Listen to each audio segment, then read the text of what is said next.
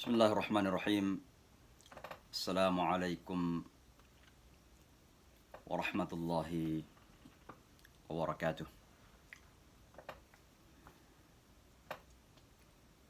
Alhamdulillahi wahdah. Assalatu wassalamu ala man la nabiyya ba'dah. Asyhadu an la ilaha illallah wahdahu la syarika lah. Wa asyhadu anna Muhammadan abduhu wa rasuluh la nabiyya ba'dah. Allahumma salli wa sallim wa barik ala nabiyyina Muhammadin wa ala alihi wa sahabatihi ajma'in wa ba'd. Fasubhanaka la ilma lana illa ma 'allamtana innaka antal alimul hakim. Allahumma 'allimna ma yanfa'una wanfa'na bima 'allamtana warzuqna fahma. Rabbi shrah li sadri wa yassir li amri wahlul 'uqdatan min lisani yafqahu qawli. Alhamdulillah, teman-teman, pagi ini kembali kita berbincang-bincang. Kali ini kita kembali berbicara tentang usaha dan upaya kita untuk mempersiapkan generasi muslim yang tangguh di masa depan, khususnya dalam konteks minoritas muslim. Pada beberapa episode yang lalu kita sudah berbicara tentang banyak hal. Bagaimana sense of responsibility atau rasa tanggung jawab ini perlu kita hadirkan. Karena tanpa rasa tanggung jawab, kita tidak bertanggung jawab. Pada umumnya demikian. Ini misalnya sering kita lihat dalam perilaku teman-teman imigran yang datang ke Amerika Serikat atau ke dunia barat secara umum, termasuk Eropa maupun Australia, bahkan juga New Zealand atau Selandia Baru. Sedikit saya ingin menggarisbawahi bahwa kata barat itu bukan sebuah batasan geografis, tapi sebuah penyebutan yang menggambarkan seolah-olah dunia yang maju itu adalah barat, dan juga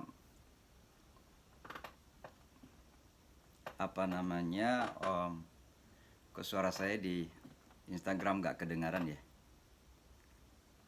Saya cek dulu ya.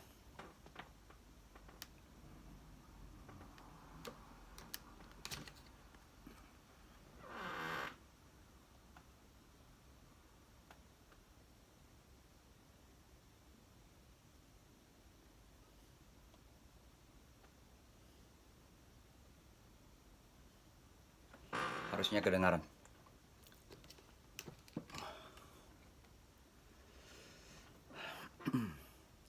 Jadi ini adalah sebuah penyebutan. Jadi ketika kita mengatakan dunia barat versus atau lawannya dari dunia timur, maka seolah-olah negara-negara yang kebetulan maju ya, dalam dunianya diistilahkan sebagai dunia barat. Nah, kita umat Islam yang kebetulan terkadang imigran ke dunia barat tersebut, apakah itu Selandia Baru, Australia, Eropa Barat misalnya, bahkan termasuk Eropa Timur, dan juga Amerika.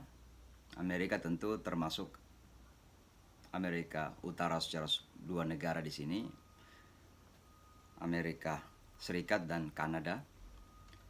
Ini masuk semua dalam kategori barat. Nah, poin saya adalah kerap kali kita masyarakat muslim ketika berimigran ke negara-negara tersebut, lalu yang terjadi adalah sense of responsibility, rasa tanggung jawab untuk tetap menjaga keislaman, keimanan anak keturunan kita itu kemudian sangat rendah. Bahkan ada yang karena orientasinya adalah dunia yang sangat besar, dan sekali lagi saya tidak menyalahkan itu. Mencari dunia itu adalah sesuatu yang sangat wajar, bahkan sangat dianjurkan. Yang salah kalau kemudian dunia itu menjadikan kita salah orientasi dalam hidup. Maka orientasi hidup kita menjadi duniawi atau segalanya untuk dunia, dan akhirnya seolah-olah dunia itu adalah tujuan hidup. Inilah yang kemudian menjadikan sense of responsibility atau rasa tanggung jawab untuk mendidik anak itu hilang. Maka seolah-olah kalau dunia kita terpenuhi, sudah mendapat pekerjaan yang baik, sudah punya tempat tinggal yang baik, apalagi dengan status yang sudah baik di negara tersebut, seolah-olah segala sesuatu sudah selesai. Padahal pertanyaan yang besar sebenarnya adalah bagaimana dengan generasi kita. Ya, kira-kira seperti kekhawatiran Nabi Yakub alaihissalatu wassalam ketika bertanya kepada anak-anaknya, "Madza ta'buduna min ba'di?" Apa yang akan kamu sembah setelahku? Sebuah pertanyaan yang sebenarnya menggelitik semua kita untuk bertanya kepada anak-anak kita, setelah kami orang tua meninggal dunia ini, kira-kira bagaimana keyakinan kamu, bagaimana ibadah kamu, bagaimana bacaan Al-Quran kamu? Kira-kira demikian dalam bahasa yang sederhana. Maka sense of responsibility ini membangun rasa tanggung jawab untuk mempersiapkan generasi begitu sangat paramount important, sangat-sangat penting. Nah, tentu juga diikuti oleh keilmuan. Sebab orang yang akan memberi harus memiliki sesuatu. Kita ingin mengajarkan Islam kepada anak-anak kita, tapi terkadang kita sendiri orang tua tidak ada kesadaran dan tidak mau untuk mendalami Islam itu. Maka ilmu menjadi sangat penting. Tentu ilmu yang kita maksud bukan sekedar ilmu agamanya, tapi juga ilmu bagaimana kemudian memahami lingkungan baru di mana kita hidup. Maka mereka yang hidup di Amerika harus tahu Amerika itu apa. Bagaimana untuk bisa survive and thrive, bagaimana bisa selamat dan sukses ya di negara yang baru itu. Maka kita harus memahami lingkungan di mana kita hidup. Demikian juga pendekatan-pendekatan selanjutnya kepada putra-putri kita, kepada anak-anak kita, tentu memerlukan pendekatan-pendekatan yang sesuai. Maka mindset dan pemahaman kita tentang hidup di mana kita berasal dari negara yang berbeda pasti akan mengalami adjustment, perubahan-perubahan. Maka tentu ini memerlukan keilmuan yang mumpuni, yang cukup, ya. Apalagi dalam konteks komunikasi. Tentu diperlukan komunikasi yang pas, yang sesuai dengan kejiwaan dan mentalitas anak-anak kita yang lahir dan besar di sini. Kali ini saya ingin memasuki satu hal yang kerap kali kita hadapi. Dan hal itu adalah pertanyaan-pertanyaan yang berat, yang biasa kita sebut dengan difficult questions, atau pertanyaan-pertanyaan yang sulit dari anak-anak kita. Pertanyaan-pertanyaan yang terkadang di luar dugaan. Pertanyaan-pertanyaan yang tidak pernah kita bayangkan ketika masih berada di negara masing-masing. Karena mungkin orang tidak akan mempertanyakan dan tidak akan menanyakan seperti itu. Karena mempertanyakan hal tersebut di kampung kita mungkin dianggap tidak sesuai atau bahkan mungkin seolah-olah mempertanyakan keimanan. Tapi di Amerika dan di dunia barat secara umum, yang namanya mempertanyakan itu adalah bagian dari proses untuk menemukan kebenaran itu. Maka kerap kali anak-anak kita mempertanyakan hal-hal yang di luar dugaan kita. Saya kira dalam agama Islam kita, hal ini bukan sesuatu yang mengejutkan. Karena kalau kita mempelajari sejarah Nabi Ibrahim alaihissalatu wassalam misalnya, maka kita melihat bagaimana kekritisan beliau di dalam proses untuk sampai kepada tingkatan keimanan yang solid, yang kuat. Beliau mempertanyakan banyak hal, sampai mempertanyakan hal-hal yang bersifat fundamental, mendasar dalam agama. Rabbi kaifa tuhyil mauta, wahai Tuhanku, bagaimana mungkin engkau menghidupkan orang yang mati? Ya tentu dalam pikiran rasional Ibrahim yang terbatas ketika itu, seseorang yang mati tentu kembali ke tanah, menjadi tanah secara jasad. Dan dalam pemahaman beliau yang ketika itu, beliau memakai alat dasar rasionalitas. Tidak mungkinlah seseorang yang sudah menjadi tanah akan kembali menjadi hidup, kira-kira demikian. Walaupun sesungguhnya kalau kita jujur bahwa ini pernyataan atau pertanyaan yang juga tidak pas, karena Ibrahim juga tahu bahwa dia diciptakan dari tanah. Nah, kalau dia diciptakan dari tanah, maka tentu orang yang sudah menjadi tanah pun akan bisa kembali hidup seperti kita sekarang ini. Tentu dalam situasi yang berbeda. Tapi intinya adalah begini. Kerap kali kita mencurigai anak-anak kita atau generasi muda kita kurang beriman hanya karena kritis di dalam mempertanyakan banyak hal dalam agama kita. Padahal dalam konteks kebebasan berpikir di dunia barat, ini justru bisa menjadi blessings in disguise, bisa menjadi keberkahan tersendiri, karena bisa menjadi pendorong bagi anak-anak kita untuk menemukan kebenaran yang sejati. Justru yang mencurigakan kalau anak-anak itu tidak pernah bertanya sama sekali. Tentu kita tidak paham kecenderungan dia itu kemana. Apakah dia nggak percaya, apakah dia memang tidak peduli, atau memang sudah tahu dan percaya, kita nggak tahu. Tapi ketika seorang anak misalnya bertanya, dan bertanya secara kritis, maka jangan secara serta-merta kemudian dicurigai bahwa dia tidak beriman atau kurang beriman. Jangan-jangan itu bagian dari proses atau cara dia untuk mencari kebenaran yang sejati tersebut. Maka sekali lagi, perlu untuk kita menyelami kejiwaan dan mindset cara berpikir anak-anak kita dalam konteks kehidupan yang berbeda tentunya. Nah, saya akan menyebutkan beberapa pertanyaan yang tentu ini berdasarkan pengalaman yang pernah kita dapatkan. Bagaimana anak remaja bertanya kepada kita. Pertanyaan yang pertama adalah, bukankah Tuhan sudah memberikan akal kepada kita? Lalu untuk apa agama tersebut? Apa peranan agama? Apa urgensi agama? Apa pentingnya agama? Untuk kita manusia ini kok dengan keilmuan yang kita miliki, kita bisa berpikir atau mengetahui mana yang benar, mana yang salah. Mana yang baik, mana yang buruk. Mana yang menguntungkan, mana yang merugikan. Mana yang bermanfaat, mana yang berbahaya.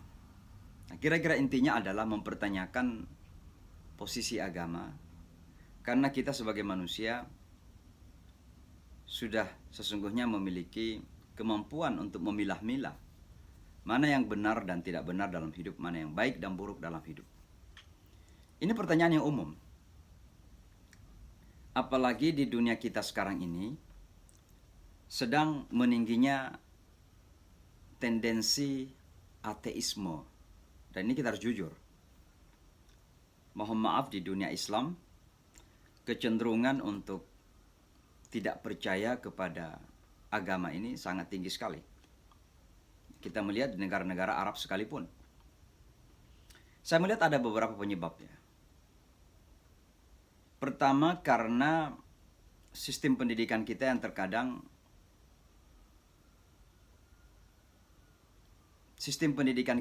terkadang cenderung untuk bersifat dogmatis dan seolah-olah dipaksakan. Terkadang kita tidak menyampaikan sesuatu masalah yang tidak tuntas. Sehingga kita meninggalkan anak kita menjadi berada limbo kalau mungkin dalam bahasa kita, tidak menentu. Karena kita menyampaikan dan terkadang tidak tuntas menjawab pertanyaan-pertanyaan kritis yang ada di benak anak-anak kita itu. Tentu yang kedua adalah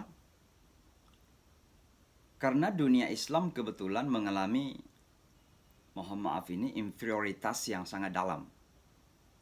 Artinya apa? Kemajuan sains dan teknologi dan kemajuan material secara umum dunia barat menjadikan seolah-olah segala sesuatu yang ada di dunia barat itu adalah kebenaran dan itu yang baik. Maka dunia Islam kemudian mengadopsi, mengambil segala sesuatu yang dunia barat itu tanpa pertimbangan terkadang. Maka pernah saya mengatakan, kalau di Amerika ada perayaan Halloween, ya dunia Islam juga ada Halloween. Kita lihat di Indonesia ada yang merayakan Halloween atau perayaan setan. Kalau di dunia barat ada perayaan Valentine, perayaan cinta, maka di Indonesia juga dilakukan perayaan cinta. Artinya apa? Ini karena mindset dan perilaku atau karakter yang bersifat inferior, ya, atau minder. Dan ini yang menjadikan kemudian anak-anak kita di dunia Islam merasa bahwa kok agama ini seolah-olah sebagai antitesis dari hal-hal yang maju, hal-hal yang kuat. Maka kalau kita beragama berarti kita terhalang untuk maju. Maka pertanyaan yang mereka selalu tanyakan adalah, kenapa harus agama? Agama ada larangan sini, larangan sana, ada aturan sini, ada aturan sana. Toh kita juga manusia bisa membeda-bedakan mana yang baik, mana yang buruk. Nah ini memerlukan jawaban. Tapi jawaban bukan sekedar mengatakan kamu harus beriman. Kalau tidak beriman neraka. Di situ anak-anak kita kemudian juga akan mengatakan bahwa oh begitu ya. Itulah agama. Maka di sini perlu penjelasan-penjelasan yang saya tidak yakin bahwa ini tuntas. Ya karena kita harus jujur bahwa rasionalitas manusia itu sangat terbatas. Dan kemampuan kita untuk menjelaskan secara rasional juga sangat terbatas. Tapi minimal ada komunikasi yang rasional, ada penjelasan yang kira-kira mendekati kepada jawaban yang diperlukan oleh generasi yang penuh dengan kuriositas, keingintahuan itu. Maka tentu kita memulai dengan mengatakan begini. Agama dan akal itu adalah dua hal yang senyawa. Agama dan tendensi kecenderungan kemanusiaan kita itu adalah dua hal yang sejalan. Tendensi kemanusiaan atau kecenderungan kemanusiaan kita yang mendasar itu, yang asli, itu namanya fitrah, itu sejalan dengan agama. Maka sesungguhnya agama itu datang untuk membantu manusia untuk menjaga nilai atau tendensi dasar tersebut yang disebut fitrah itu. Kenapa agama penting untuk dihadirkan sebagai alat untuk membantu mempertahankan fitrah kemanusiaan kita? Karena ternyata pada kehidupan kemanusiaan kita juga ada hal-hal lain yang Allah berikan yang ternyata kalau disikapi secara tidak proper, tidak benar, tidak sesuai, maka akan membawa kita ke arah yang salah. Salah satu di antaranya adalah kecenderungan hawa nafsu itu. Hawa nafsu bukan suatu yang salah. Itu menjadi bagian tabiat kehidupan kita. Dan hawa nafsu begitu menjadi sangat penting ya dalam tatanan kehidupan manusia. Sebab tanpa hawa nafsu, maka manusia akan menjadi dingin. Tidak punya semangat untuk hidup. Tidak ada yang membuka pasar, tidak ada yang membuka toko, tidak ada yang membangun gedung-gedung pencakar langit. Tidak ada yang membuka kelas dan sekolah, tidak ada yang mendirikan universitas. Kalau bukan karena hawa nafsu manusia itu. Maka hawa nafsu menjadi sangat penting di dalam upaya tugas kekhilafahan kita sebagai representasi Tuhan di atas bumi ini untuk membangun dunia ini. Tanpa hawa nafsu tidak mungkin lah. Tidak ada kelanjutan generasi kalau nggak ada hawa nafsu. Orang tidak mau nikah lagi kan. Tidak tertarik kepada pasangan. Kan begitu. Maka hawa nafsu itu begitu sangat esensi di dalam kehidupan manusia. Yang menjadi masalah kemudian adalah bahwa pada diri manusia itu terjadi pertarungan yang berkelanjutan, sustainable struggle. Perang yang terus-menerus terjadi antara tendensi kebaikan dan tendensi keburukan. Dorongan untuk baik dan dorongan untuk buruk. Itu yang disebutkan dalam surah Asy-Syams. Wa nafsin wa ma sawaha fa'alhamaha fujuraha wa taqwaha. Allah memberikan ilham ya untuk fujur. Artinya apa? Ada kesempatan bagi manusia untuk melakukan kejahatan dan keburukan itu. Dan ternyata itu yang disebutkan dalam Al-Quran pertama. Sebelum taqwaha. Tendensi untuk melakukan kebaikan dan ketakwaan. Realita inilah kemudian menjadikan manusia itu begitu sangat rapuh. Sangat rapuh. Maka manusia itu menjadi pelupa. Ya. Nasyan. Ya. Mansia. Selalu lupa. Dan mudah dilupakan. Nasyan mansia itu. Manusia itu lemah. Dha'ifa. Ya. Manusia itu selalu panik. Halu'a. Manusia itu memiliki segala kekurangan dan keterbatasan di tengah-tengah potensi yang banyak dan luar biasa yang Allah berikan kepadanya. Nah, Allah yang maha mengetahui keadaan manusia yang seperti ini, kerapuhan yang ada pada manusia itu, tanpa mengurangi atau mengingkari adanya kehebatan, termasuk kehebatan dalam berpikir, yang tidak dimiliki bahkan malaikat sekalipun. 'Allama Adam al-asma'a itu luar biasa maknanya di situ. Bahwa tidak ada makhluk lain yang memiliki potensi intelektualitas, kemampuan berpikir selain dari manusia. Dan tanpa 'allama ini, tanpa potensi intelektualitas itu, tidak mungkin dunia ini bisa kita bangun. Maka manusia ini memiliki potensi sangat luar biasa. Masalahnya kemudian bahwa di tengah potensi yang besar ini ada kerapuhan-kerapuhan yang luar biasa itu. Nah, pada saat yang sama juga, sebagai bahagian dari ujian dalam menjalani kehidupan manusia ini, ada godaan-godaan tertentu. Dan kita sudah tahu bahwa pertarungan abadi yang terjadi antara kita dan antara manusia dan iblis itu adalah pertarungan yang sejak awal sampai akhir zaman. Qul nahbitu minha jami'a, ya, wa qul nahbitu ba'dukum li ba'din adu. Dan kami katakan turunlah kamu dalam keadaan bermusuhan. Iblis, Adam dan istrinya itu, Hawa alaihi salatu wassalam. Maka permusuhan ini permusuhan abadi. Nah, kita tahu manusia memiliki kelemahan-kelemahan, ada kerapuhan di situ. Pada saat yang sama ada iblis yang penuh komitmen untuk menggelincirkan la ughwiyannahum ajma'in, untuk menggelincirkan anak cucu Adam ini. Nah, Allah mengetahui semua ini. Dan tidak ada yang tahu tentang keadaan hamba-hambanya selain daripada yang mencipta, Allah Subhanahu wa taala. Bahkan terkadang kita sendiri tidak tahu diri kita. Manusia selalu lupa diri. Nasullaha fa'ansahum anfusahum. Manusia lupa Allah, maka dia lupa akan dirinya sendiri. Maka kebanyakan manusia tidak tahu dirinya. Disinilah kemudian Allah yang maha tahu tentang ciptaannya, dan ciptaan yang termulia dan menjadi perhatian Allah adalah manusia.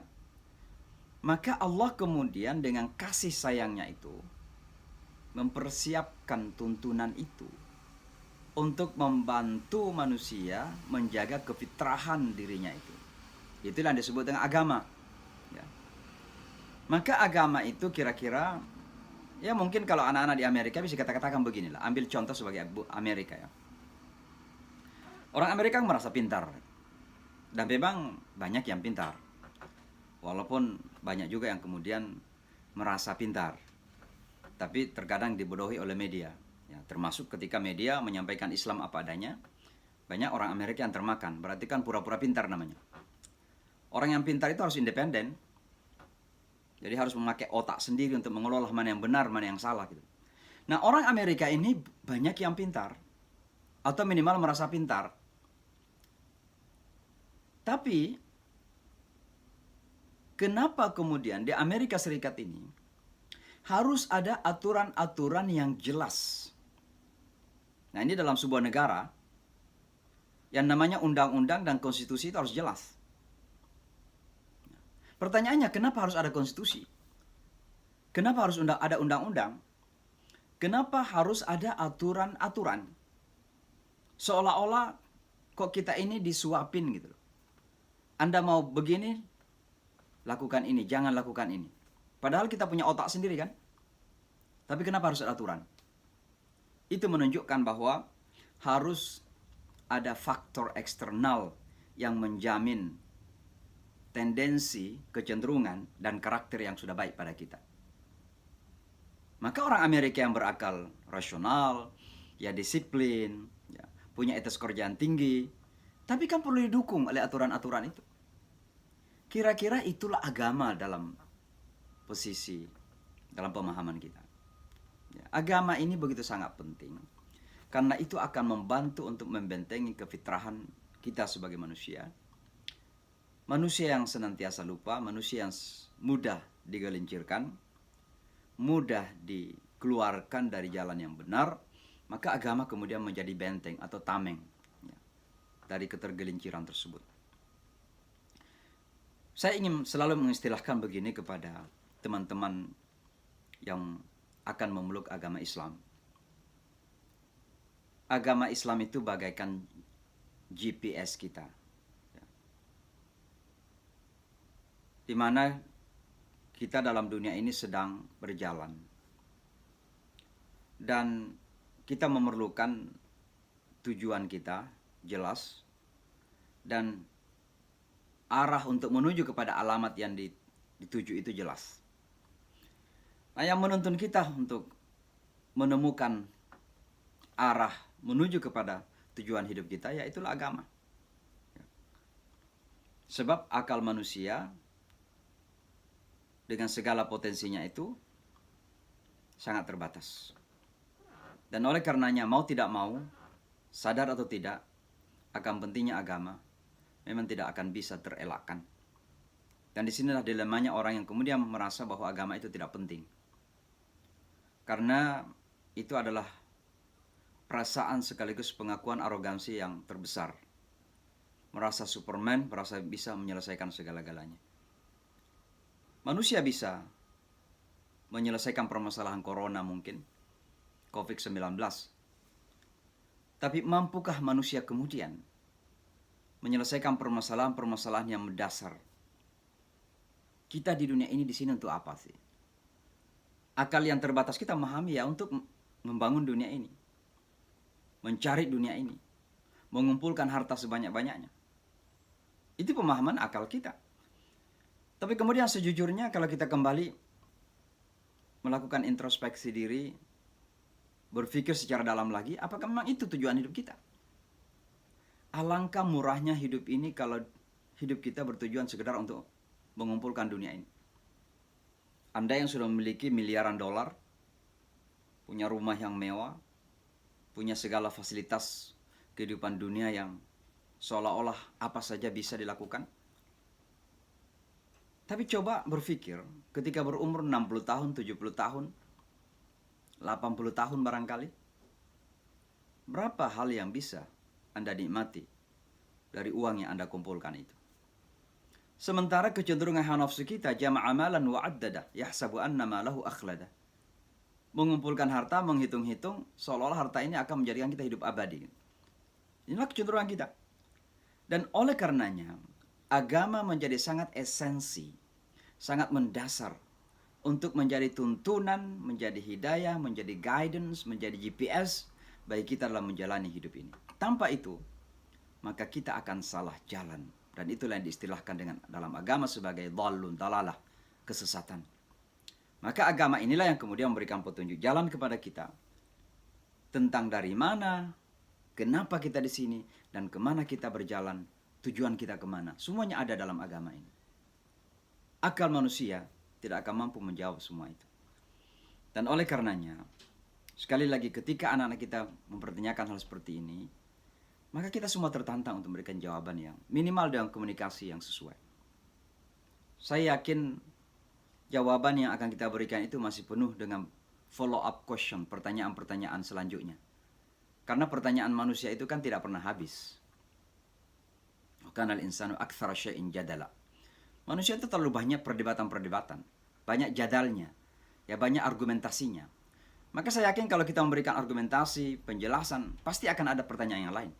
Tapi minimal kita memberikan jawaban yang kira-kira bisa men-address, ya, bisa memberikan jawaban kepada kuriositas, keingintahuan daripada anak-anak muda kita yang sangat kritis itu.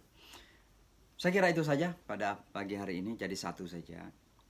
Kalau anak-anak kita bertanya tentang kenapa sih agama itu harus ada?